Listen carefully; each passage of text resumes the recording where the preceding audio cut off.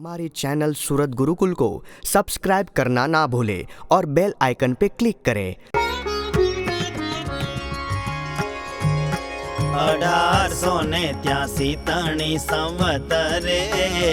વદી ભાદરવોને છઠ તીથરે સ્વામી સહજાનંદ મહારાજ રે હતા ગામ ગઢડામાં વિરાજ રે દાદા ખાચર તણે દરબાર રે નિજ ઉતારામાં પ્રાણ આધાર રે ગાદે તકે વિરાજ્યા હતા રે સર્વે શ્વેત વસ્ત્રોને ધાર્યા હતા રે કંઠે મોગરાના હાર પહેરા રે પાઘે મોગરાના તોરા ધારિયા રે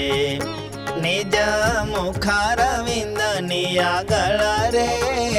બેઠા હરિજન અને મરાળ રે સર્વે ભક્તને કહે દીનાનાથ રે અમાયંતરનો જે છે સિદ્ધાંત રે આજ અમે કહીએ છીએ તેને રે નિજ કલ્યાણ ઈચ્છવું છે જેને રે તેને ભગવાનને સંતથી રે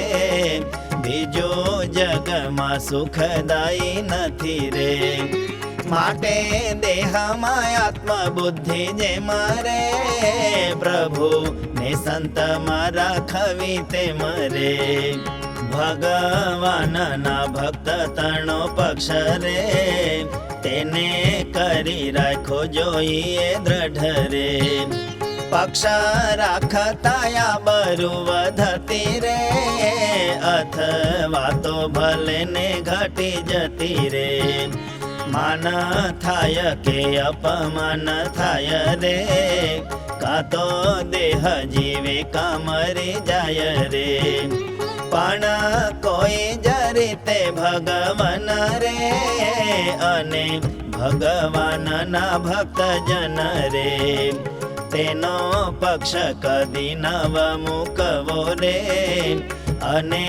અભાવ આવવાન દેવો રે વળી ભગવાનના ભક્ત જેવા રે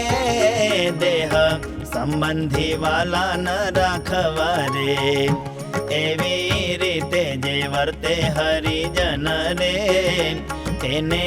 અતિશય જે બળવાન રે કામ ક્રોધાદે અંતઃ શત્રુ તે રે પરાભવ કરી શકતા નય રે ને જે પ્રભુનું બ્રહ્મપુર ધામ રે તેને વિશે તો પ્રભુ ઘન શ્યામ રે સદા સાકાર મૂર્તિ વિરાજતા રે ને જે ભગવાનના ભક્ત હતા રે તે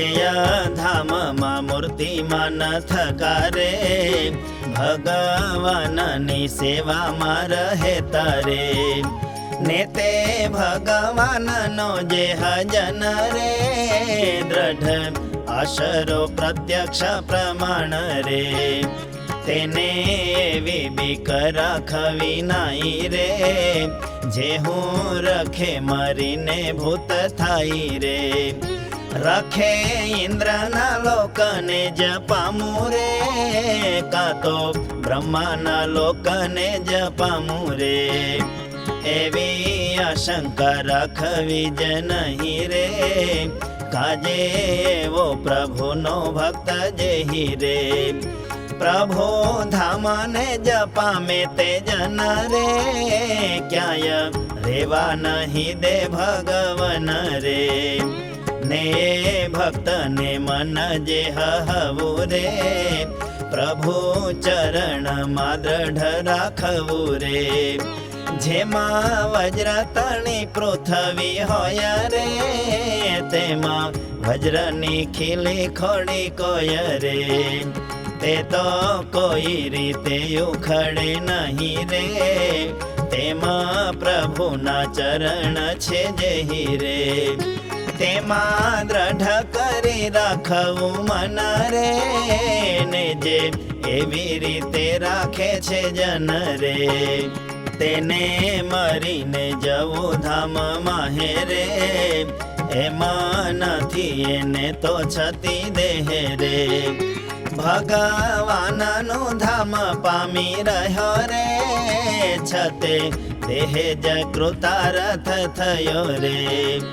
એમાં વાર્તા કરી મહારાજ રે,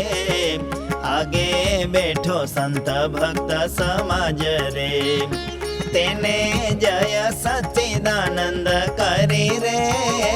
ઉઠવાની આજ્ઞા કરી હરી રે,